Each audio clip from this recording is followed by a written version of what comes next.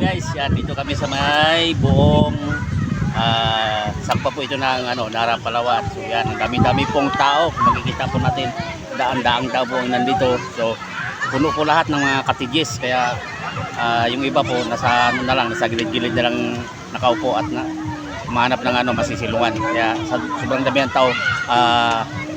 Kulang po ang mga cottages dito.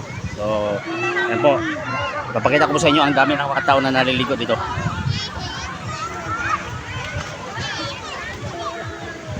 Yan. Ganyan po sila karami. Namigas ka!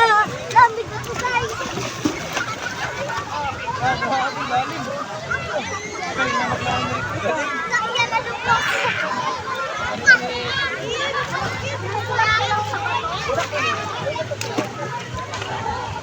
Kung makikita po natin, ang dami-daming tao, daang tao po nandito ngayon dahil Sabado po, wala pong mga pasok, summer, kaya yan, araw-araw po is ganito raw dito, kahit hindi po kahit hindi Sabado, kaya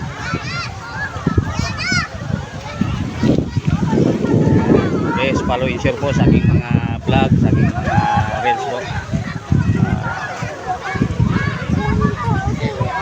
Please support me po.